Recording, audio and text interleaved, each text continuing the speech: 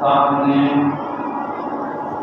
جو واقعہ بیان کیا بڑا عجیب واقعہ ہے، اور اس واقعے شہادت خود قرآن میں ہے۔ یہ ایک واقعہ بیان کیا ہے مولانا نے، ایسے ہزاروں لاکھوں واقعے، اور رسول صلی اللہ علیہ وسلم کی زندگی کے اندر خود کے واقعہ اس کو قرآن شریف نے بتایا ہے۔ ابھی میں نے سب سے پہلے ایک آیت پڑھ دی ہے، وَقَالَ الَّذِينَ كَفَرُوا لَا تَسْمَعُوا لِهَذَا الْقُرْآنِ۔ یہ تو اللہ کے رسول کی زندگی میں ہوئی ہے، بہت بات کی بات ہے۔ جماعت الناصر صاحب کی جب اللہ کے رسول صلی اللہ علیہ وسلم قرآن کریم تلاوت کیا کرتے تھے، یا صحابہ کرام قرآن کریم کی تلاوت کیا کرتے تھے، تو عورتیں سنا کرتی، عرب کی عورتیں سنا کرتی، بچے سنا کرتے تھے۔ تو بڑھیا نامے میں ایک شعر ہے، حضرت محمد صلی اللہ علیہ وسلم کو جو بڑھیا نصیحت کر رہی ہے، تو اس میں ایک شعر ہے، وہ اس کا ہو ہی جاتا ہے جو سنتا ہے کلام اس کا۔ تو حالات یہ تھے مکہ المکرمہ کے کہ جو کوئی سنتا تھا وہ آپ علیہ السلام پر ایمان لے آتا تھا، بشرطے کہ وہ سن لے اور اس کے دل کے اندر عناد نہ ہو، اس کے دل کے اندر عناد نہ ہو، حسد نہ ہو، تو وہ ایمان لے آتا تھا۔ دراصل یہ بھی بڑا مسئلہ ہے کہ کبھی کبھی ایسا ہوتا ہے کہ انسان جو ہے وہ سامنے والی بات کو بالکل صحیح جانتا ہے، اور اس کا دل یہ کہتا ہے کہ یہ بات بالکل صحیح ہے، لیکن اس کی ضد اس کو ماننے نہیں دیتی، اس کا اندر کا عناد اس کو ماننے نہیں دیتا، اس کے اندر کا حسد اس کو ماننے نہیں دیتا، اس کے جو ایک ذاتی منفعت ہوتی ہے وہ اس کو ماننے نہیں دیتی۔ یہ تقریباً بہت سے لوگوں کے ساتھ ہے، بہت سے لوگوں کے ساتھ یہ مسئلہ ہے کہ وہ یہ سمجھتا ہے کہ بات بالکل صحیح ہے، لیکن وہ حسد کی آگ جو ہے نا وہ صحیح بات کو ماننے نہیں دیتی۔ یہ انسان کے اندر بڑی کمی ہے، اور اس کے اندر بہت لوگ گرفتار ہیں۔ کبھی آپ بھی گرفتار ہو جاتے ہیں، کبھی شاید میں بھی گرفتار ہو جاتا ہوں گا کہ وہ بات بالکل ٹھیک کہہ رہا ہے، لیکن ہم اس میں اگر چنو چرا کر کرا کے یوں اور اس کو جو ہے بات کو ماننا نہیں چاہتے۔ اس میں کوئی ذاتی منفعت ہوتی ہے، یا ناک نیچی ہو رہی ہے، یا اپنی بات نیچی ہو رہی ہے، یا اندر کی ایک حسد کی آگ ہے جو اس کو نہیں مان دیتے۔ اللہ پاک نے فرمایا الذین آتیناہم الکتاب یعرفونہ کما یعرفون ابناءہم۔ یہودیوں کے سلسلے میں فرمایا کہ یہ جو یہودی ہے جنہیں ہم نے توریت دی ہے، جنہیں ہم نے انجیل دی ہے، جنہیں ہم نے زبور دی ہے، اور یہ اس کو مانتے ہیں، اور زبور کے اندر، انجیل کے اندر، توریت کے اندر ہم نے محمد صلی اللہ علیہ وسلم کی ایسی علامات، ایسی نشانیاں بیان فرمائی ہے، اور ایسی پیشن گوئی کی ہے کہ یہ یہودی علماء ایسے جانتے ہیں جیسے اپنی اولاد کو جانتے ہیں۔ الذین آتیناہم الکتاب یعرفونہ کما یعرفون ابناءہم۔ ایسا جانتے ہیں ہمارے پیغمبر کو، ایسا جانتے ہیں کہ واقعی یہ اللہ کے رسول ہے اور یہ نبی آخر الزمان ہے، اتنا جانتے ہیں، اتنا پہچانتے ہیں علامات کے ذریعے جیسے باپ اپنی اولاد کو جانتا ہے۔ لیکن پھر بھی یہودی ایمان نہیں لائے، اور حضرت کعب احبار جو یہودی بہت بڑے عالم تھے، جب یہ آیت نازل ہوئی تو کعب احبار نے کہا یا رسول اللہ، یہ تو ایک مثال دی ہے اللہ پاک نے. یہودی علماء آپ کو اس سے زیادہ جانتے ہیں یقینی طور پر جتنا باپ اپنی اولاد کو یقینی طور پر نہیں جانتا. وہ شک کر سکتا ہے, اس کو ریب ہو سکتا ہے کہ یہ اولاد میری ہے یا نہیں ہے, لیکن ہم یہودی علماء کو, ان یہودیوں کو آپ کے رسول ہونے میں ذرا برابر شک نہیں. عربی باپ سے تو ماں نے کہہ دیا کہ آپ ہی کا ہے, باپ نے یقین کر لیا کہ میرا ہی ہے. لیکن یہ بھی تو ہو سکتا ہے کہ وہ ہمارا نہ ہو, اللہ نہ کرے. عورت نے کہا کہ یہ آپ ہی کا ہے, یہ بچہ آپ ہی کا ہے. اور حدیث میں بھی آتا ہے الفراش کہ بچہ اسی کا مانا جائے گا جس کے بستر پر پیدا ہوگا. شک کی گنجائش نہیں ہے, نسب اسی کا چلے گا جس کے بستر پہ پیدا ہوگا. بہرحال لیکن اتنا یقینی نہیں ہے. قابل آباد نے فرمایا یا رسول اللہ, یا رسول اللہ, یہ تو اللہ نے ایک مثال دی ہے.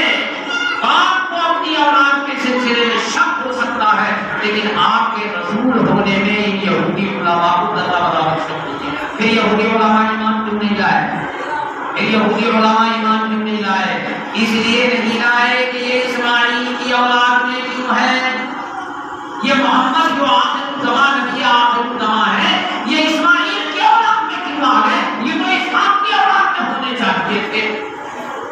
انہیں امید تھی کہ ہم میں ہوں گے, کیونکہ اسماعیل اور اسحاق دو بھائی حضرت ابراہیم علیہ السلام کے دو بیٹے, ایک حضرت اسحاق اور ایک حضرت اسماعیل. لہذا تمام انبیاء بنی اسرائیل جتنے ہیں سب حضرت اسحاق کی اولاد میں. اور نبی آخر الزمان جناب محمد رسول اللہ صلی اللہ علیہ وسلم یہ حضرت اسماعیل علیہ السلام کی اولاد میں ہے. یہودیوں کو آج تک یہ حسد ستا رہا ہے, اس وقت بھی ستاتا تھا اور آج بھی یہودیوں کو حسد ستا رہا ہے. اناد ہے, بغض ہے جناب محمد رسول اللہ صلی اللہ علیہ وسلم سے اور حضرت اسماعیل علیہ السلام سے. یہ حضرت اسماعیل کی اولاد میں کیوں آ گئے؟ یہ تو ہم میں ہونے چاہیے. میں نے کیا کہا, بات یوں کر کے تھوڑی ٹوٹی ہو گئی کہ ہر انسان, ہر آدمی بات کو جو صحیح بات ہوتی ہے اس کو فوراً سمجھ لیتا ہے اور اس کا دل یقین کر لیتا ہے کہ بات بالکل سامنے والے کی صحیح ہے. لیکن اناد کی وجہ سے, بغض کی وجہ سے, حسد کی وجہ سے, اپنی ناک نیچی ہونے کی وجہ سے اگر کرتا ہے اس کو توڑ مروڑ کرتا ہے اور اس کو ماننے سے یہاں تک کہ انکار کر دیتا ہے. پھر بھی اندر سے دل ملامت کرتا ہے کہ وہ غلط کر رہا ہے. بات سمجھے؟ اسی طرح قرآن کو جو کوئی سنتا تھا وہ اس کا ہو ہی جاتا ہے, جو سنتا ہے کلام اس کا. اور ان کافروں نے کیا کرا, مکے کے کفار نے کیا کرا, اس کو قرآن کریم کہتا ہے وَقَالَ الَّذِينَ كَفَرُوا لَا تَسْمَعُوا لِهَذَا الْقُرْآنِ وَالْغَوْا فِيهِ. یہ تو معاملہ خراب ہے. میرے ہو رہے ہیں جو باہر سے آ رہے ہیں, اللہ کے رسول قرآن پڑھتے سنا رہے ہیں, وہ ایمان لا رہا ہے. ابو جہل کا اور ابو لہب کا قرآن یہ تھا. ابو لہب کا تو خاص طور سے یہ کام تھا. اللہ کے رسول جب بازاروں میں, جب میلوں میں قرآن کریم پڑھ کر کے سنایا کرتے تھے لوگوں کو, تو ابو لہب پیچھے پیچھے چلا کرتا تھا, کہتا تھا ارے لوگوں یہ میرا بھتیجا ہے, ارے یہ میرا بھتیجا ہے, یہ پاگل ہو گیا ہے, یہ دیوانہ ہے, اس کی بات مت سننا. تو ان لوگوں نے مشورہ کرا کہ کیا ہونا چاہیے. عورتیں ہماری سنتی ہیں تو وہ ایمان لے آتی ہیں, بچے ہمارے سنتے ہیں تو وہ مسلمان ہو جاتے ہیں, کوئی نوجوان اس کے پلے پڑ جاتا ہے محمد کے تو وہ جناب مسلمان ہو جاتا ہے, کوئی بوڑھا پلے پڑ جاتا ہے تو وہ مسلمان ہو جاتا ہے. پھر کیا ہو؟ مشورہ یہ ہوا لا تسمعوا لهذا القرآن, ایسا کرو قبول بھی مت کرو.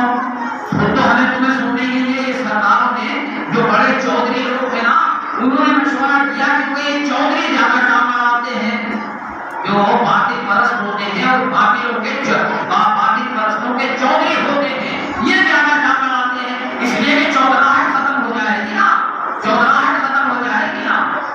ان چودھریوں نے مشورہ کیا کہ ایسا کرو کچھ لوگوں کو متعین کرو کہ جب محمد قرآن پڑھا کریں تو شور مچایا کرو. کیا کرا کرو؟ شور مچایا کرو. جیسے آج بھی ایک ٹولہ مسلمانوں کا یہ کہتا ہے کہ ان کی بات ہم سننا. کبھی تو پابندی لگا دی ہے کہ ان کے جلسوں میں مت جانا. ہاں ان کے جلسوں میں مت جانا. جو کوئی ان کے جلسوں میں جائے گا کافر، اس کا نکاح ٹوٹ جائے گا. اس لیے کہ جو آ جاتا ہے اور ہماری بات سن لیتا ہے یا تو وہ ہم جیسا ہو جاتا ہے، اور اگر نہیں ہوگا تو کم سے کم نرم تو ہو ہی جاتا ہے. اب ان چودھریوں نے گروہوں نے بھی مشورہ کیا ایسا کرو نکاح توڑ دو. کیا کرو؟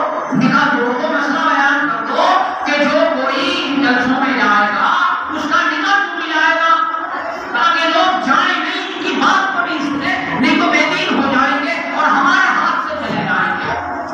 جب دعا ہے آپ کی، دعا ہے آپ کی، کچھ گناہ ہیں آپ کی، کچھ گناہ ہیں آپ کی جو کہہ رہے ہیں وہی بات زندہ کر رہے ہیں جو کافروں نے مشورہ کیا تھا، جو مشرکین مکہ نے مشورہ کیا تھا. آج بھی وہ مشورہ کرتے ہیں. انہوں نے ایک مشن بنایا کہ یہ کہہ دو کہ نکاح ٹوٹ جائے گا. جو ان کے قریب جائے گا نکاح ٹوٹ جائے گا. جو یوں کرے گا نکاح ٹوٹ جائے گا. جو یوں کرے گا نکاح ٹوٹ جائے گا. جو ان کے جلسے میں جائے گا نکاح ٹوٹ جائے گا. جو اجتماع میں جائے گا نکاح ٹوٹ جائے گا. بڑا آسان ہے نکاح دو. نکاح دو. اب نکاح کون تو ہے؟ یہ نکاح ٹوٹ جائے گا. ان سے پوچھو تیرا نکاح بھی ٹوٹا نہیں کبھی؟ ایک کا نکاح نہیں ہے. اگر اس مسئلے میں جاؤ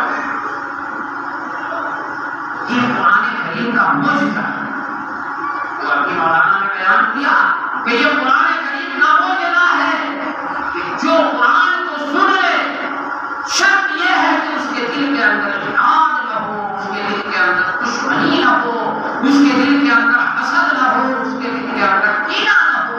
یہ قرآن کا معجزہ ہے کہ جو اس کا ہو ہی جاتا ہے، جو سنتا ہے کلام اس کا. حضرت عمر رضی اللہ تعالیٰ عنہ نے قرآن ہی تو سن لیا تھا.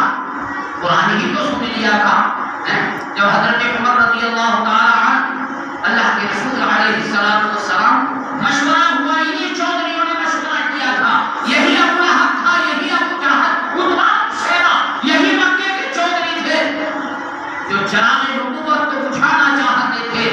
مشورہ ہوا کیا ہونا چاہیے بھائی، جو مانتا ہی نہیں محمد صلی اللہ علیہ وسلم، ایسا کرو اس کا کام ہی ختم کرو. نہ یہ ہوگا نہ رہے گا بانس اور نہ بجے گی بانسری.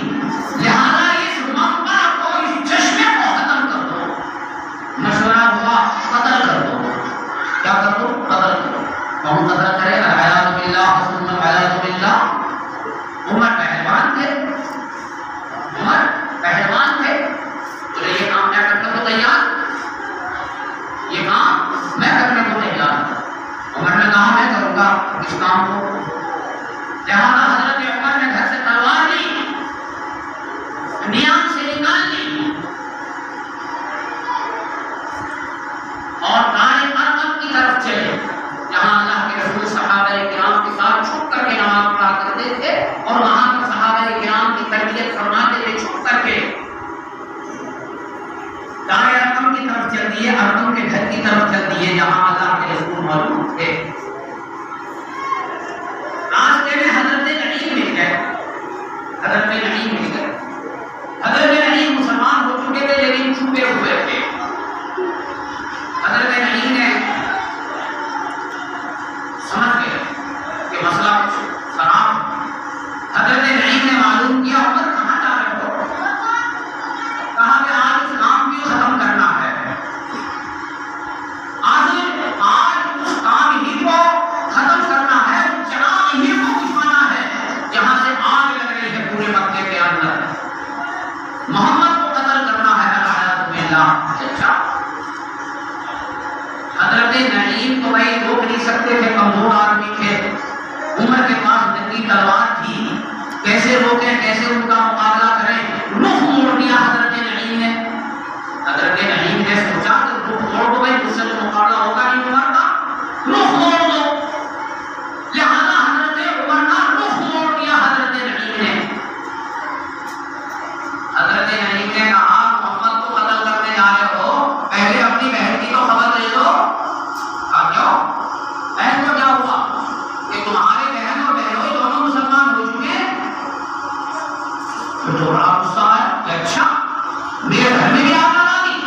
تو نہ پہلے بہنوں بہنوں کو اتنا ختم کر دو آپ نے دیکھا اس کو الحیات باللہ مسلمان آنا چاہیے تھی نا بہن اور بہنوں مسلمان ہو گئے بتاؤ کیا پہلے ہی کی خبر کیوں نہ دیں لہٰذا وہاں سے گر گئے اور بہن اور بہنوں کی طرف گھر کی طرف چل پڑے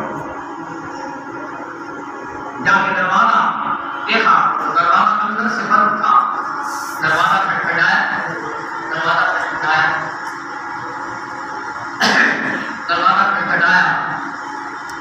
بہن آئی بہن نے جھانک کر کے دیکھا تو بھائی ہے اور تلوار بھی رنگی ہے نیام کے اندر بھی نہیں ہے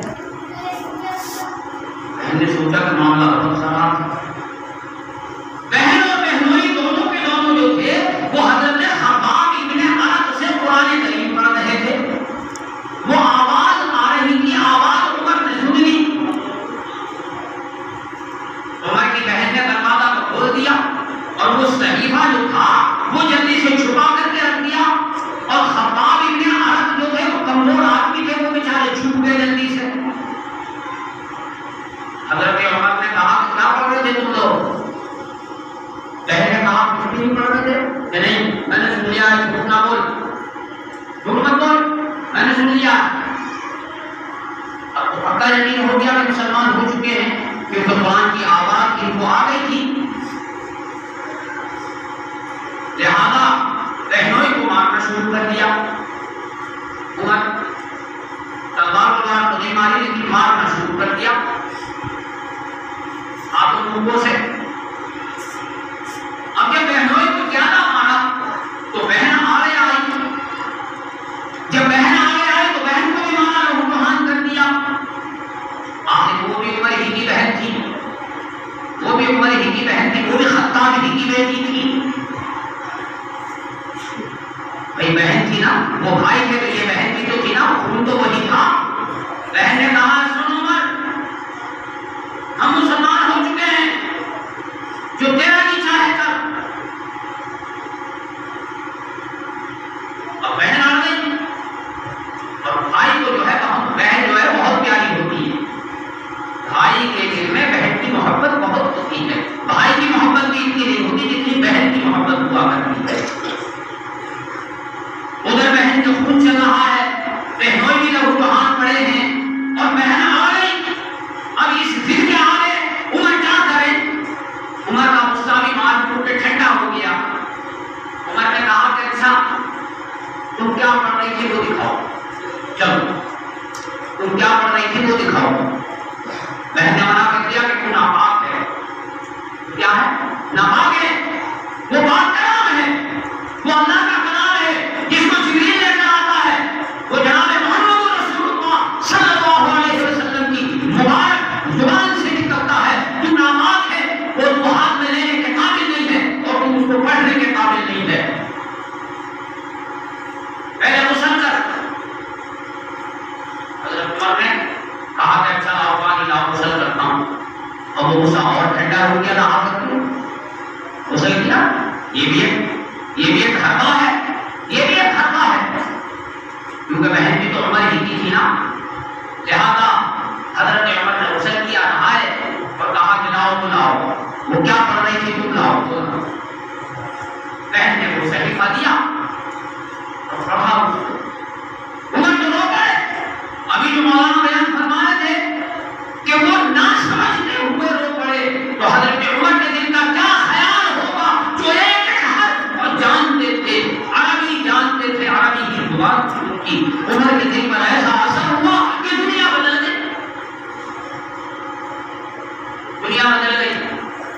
اب صحیفہ کو بھی چھوڑا اور وہی تلوار نکی ہے اب پھر دار ارقم کی طرف چلے پھر دار ارقم کی طرف چلے وہاں جا کر کے دروازہ کھٹکھٹایا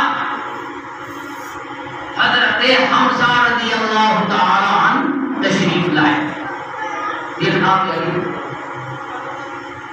دیکھا تو عمر ہے اور تلوار ہاتھ میں ہے وہ بھی نیام میں نہیں ہے ننگی ہے مسئلہ معاف لگا نہیں کوئی اور صحابی گئے حضرت حمزہ نہیں گئے آگے کہا تو عمر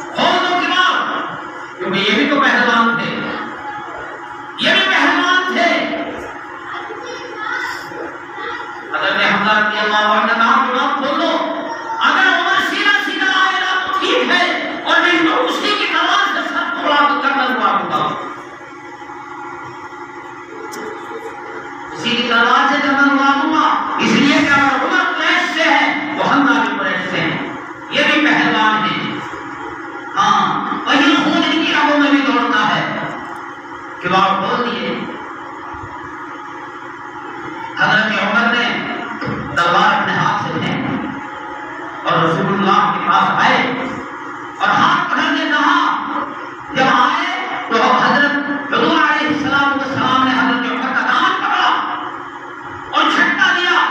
آپ نے فرمایا عمر کیوں آئے ہو، عمر کیوں آئے ہو؟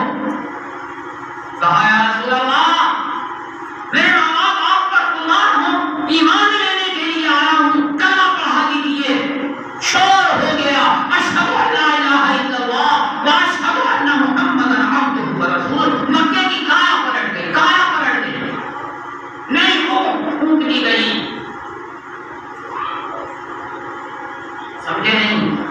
یہ ہے قرآن کریم کا معجزہ کہ وہ اس کا ہو ہی جاتا ہے جو سنتا ہے کلام اس کا، وہ اس کا ہو ہی جاتا ہے جو سنتا ہے کلام اس کا. یہ ہے قرآن کریم کا معجزہ. اور پھر حضرت عمر نے کیا کہا، یا رسول اللہ کیا ہم حق پہ نہیں ہیں؟ اللہ کے رسول نے فرمایا بالکل حق پر ہیں. حضرت عمر نے کہا جب ہم حق پر ہیں تو پھر چھپنے کی کیا بات ہے، پھر چھپنے کی کیا بات ہے؟ جب ہم حق پر ہیں تو چھپنے کی کیا بات ہے؟ حضرت عمر نے تلوار لی اور تلوار لینے کے بعد ترکش کیا، کمان تیر ترکش کیا اور حرم شریف میں گئے اور حرم شریف میں اعلان کیا کہ جسے اپنی بیوی کو بیوہ کرنا ہو، جسے اپنے بچوں کو یتیم کرنا ہو اور جو چاہے کہ اس کی ماں اس کے اوپر روئے، وہ آئے اور عمر کا مقابلہ کرے. عمر مسلمان ہو گیا. حرم شریف کے اندر آپ نے نماز ادا کی. یہ سب سے پہلی نماز ہے جو حضرت عمر رضی اللہ تعالیٰ عنہ نے حرم شریف کے اندر ادا کی. اسی لیے اللہ کے رسول نے فرمایا خیارکم فی الجاہلیہ خیارکم فی الاسلام. جو جاہلیت میں تم نے سب سے بہتر ہے وہ اسلام لانے کے بعد بھی تم میں سب سے بہتر ہے. اللہ کے رسول نے فرمایا جس راستے سے عمر نکل جاتے ہیں اس راستے سے شیطان بھاگ جاتا ہے، راستہ چھوڑ دیتا ہے جس راستے سے عمر گزر جاتے ہیں. تو یہ جو واقعہ سنایا یہ تو خود قرآن کریم نے بیان کیا ہے. وقال الذین کفروا لا تسمعوا لهذا القرآن والغوا فیہ لعلکم تغلبون. بس ایک ہی اپائے ہے، ایک ہی علاج ہے. کیا کہ جب محمد قرآن پڑھا کریں تو کیا کرو، شور مچایا کرو، شور مچایا کرو تاکہ لوگ سن نہ سکیں. اس لیے کہ جو آتا ہے اور جو اس کا کلام سنتا ہے وہ اسی کا ہو جاتا ہے. لا تسمعوا لهذا القرآن والغوا فیہ، شور مچاؤ تاکہ تم غالب ہو جاؤ. اس لیے کہ ہمارے پاس کوئی دلیل تو ہے نہیں جو ہم غالب ہو جائیں، کوئی دلیل ہے نہیں جو ہم غالب ہو جائیں. اسی کو قرآن کہتا ہے وَإِن كُنتُمْ فِي رَيْبٍ مِّمَّا نَزَّلْنَا عَلَىٰ عَبْدِنَا فَأْتُوا بِسُورَةٍ مِّن مِّثْلِهِ وَادْعُوا شُهَدَاءَكُم مِّن دُونِ اللَّهِ إِن كُنتُمْ صَادِقِينَ. اگر تمہیں شک ہے کہ یہ کلام اللہ کا نہیں ہے تو تم بھی ایک صورت ایسی ہی بنا کے لاؤ اور تم اپنے مددگاروں کو بھی بلا دو، ساری دنیا سے مددگاروں کو بلا دو اور اکٹھا کر لو اور ایک صورت ایسی بنا لو جیسا ہمارا کلام ہے، جیسا ہمارا کلام ہے. آج 1400 سال سے زائد ہو گئے. قرآن قیامت تک یہ اعلان کرتا رہے گا اور 1400 سال سے اعلان کر رہا ہے کہ ایسا کلام تم بھی بنا کے لاؤ. اگر عربی وہاں آج بھی بہت موجود ہیں، عربی ادب کے جاننے والے موجود ہیں، عربی زبان کے جاننے والے موجود ہیں، لیکن آج تک کسی کی ہمت نہیں ہوئی کہ وہ یہ کہے کہ یہ صورت میں بنا کے لایا ہوں جو قرآن جیسی ہے.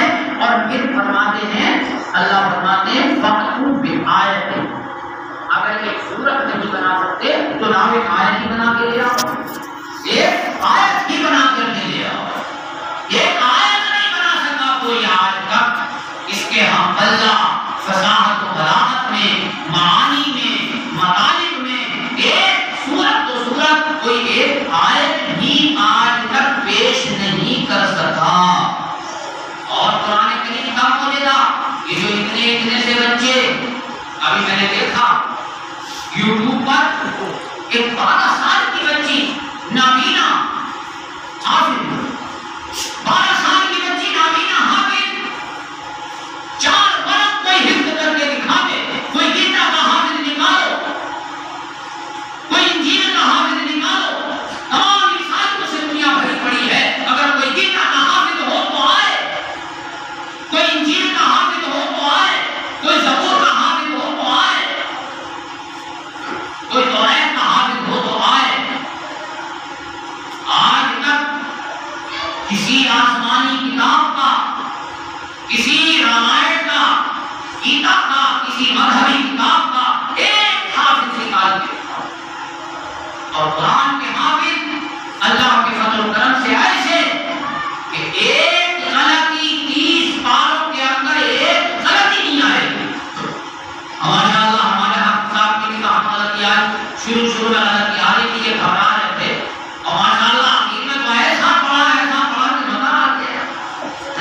شروع میں گھبرا رہے تھا، یہ گھبرا رہے تھا مجھ سے اصل میں پیچھے کھڑا ہوتا تھا تو یہ گھبراتا تھا.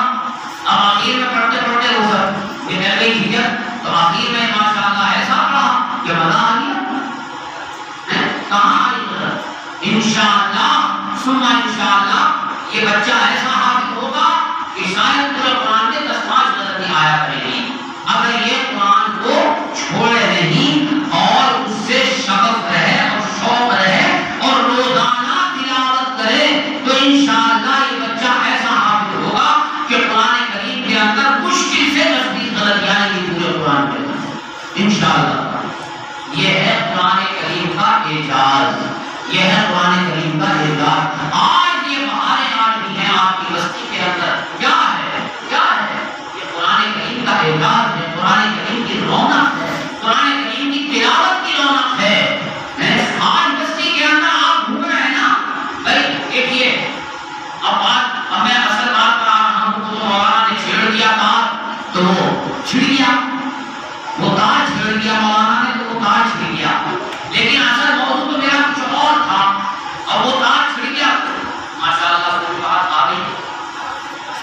تو دیکھیے یہ قرآن آپ اپنی بستی کے اندر گھوم رہے ہیں، چل رہے ہیں، پھر رہے ہیں. کیوں بھائی مولانا آپ بھی گھوم رہے ہیں، آپ بھی صدر صاحب ماشاءاللہ آپ سب لوگ گھوم رہے ہیں، پھر رہے ہیں، چل رہے ہیں. بالکل سچی بات بتاؤ، سچی بات بتاؤ، آپ کے دل و دماغ کے اوپر بستی کے اندر یہ بتاؤ کہ رونق ہے یا نہیں ہے؟ بستی کے اندر رونق دکھائی دے رہی نہیں دے رہی؟ چھوڑ دیجیے، آپ کو معلوم نہیں ہے قرآن کی تلاوت ہو رہی ہے نہیں ہو رہی ہے، چھوڑ دیجیے اس کو. لیکن بستی کے اندر رونق ہے، بستی کے اندر ایک سکون ہے، بستی کے اندر ایک اطمینان قلب ہے. آپ کو بھی اطمینان قلب ہو رہا ہوگا، آپ کے دلوں کی حالت بھی بدل رہی ہوگی. سمجھ میں آئے گا یہ کاہے کی برکت ہے؟ یہ قرآن کریم کی برکت ہے اور یہ رمضان شریف کی برکت ہے. یوں ہی پڑھائیے، صبح سے شام تک بھوکے رہ رہے ہیں آپ، محنت کر رہے ہیں، اس کی برکت ہے. صبح سے شام تک بھوکے رہ رہے ہیں، اللہ کی فرما برداری کر رہے ہیں، کوئی گولا نہیں چھوٹ رہا، کوئی پٹاخے نہیں چھوٹ رہے ہیں. اور لڑکے جو ہیں وہ زیادہ گانے بھی نہیں سن رہے ہیں. میں نہیں دیکھ رہا ہوں کہ رات کے 12 بجے تک گانے سنتے رہتے ہیں نا، یا وہ یہاں اس میں گھیر میں بیٹھے ہوئے حاجی اشرف علی صاحب کے وہ گانے بھی اب نہیں سن رہے ہیں. اب لڑکے بھی دیکھیں جو گانے سنتے تھے، کبھی بات کر رہا ہوں تقریر نہیں، میں آپ کی سے معلوم کرنا چاہتا ہوں کہ آپ رمضان سے پہلے موبائل دیکھتے تھے، گانے سنتے تھے، بتاؤ آپ کے دل کی کیا کیفیت تھی؟ جو سننے والے ہیں اور جو دیکھنے والے ہیں وہ اپنے دلوں کو ٹٹولیں کہ جب وہ یہ کام کرتے تھے، گانے سنتے تھے، موبائل دیکھتے تھے، تو ان کے دل کی کیا کیفیت تھی؟ آج روزہ رکھ رہے ہیں، قرآن کریم کی تلاوت ہو رہی ہے پوری بستی کے اندر، بتاؤ آپ لوگوں کے دل کی کیفیت بدلی یا نہیں بدلی؟ بدلی یا نہیں بدلی؟ اللہ کی رحمت کا آپ کی بستی کے اوپر نزول ہو رہا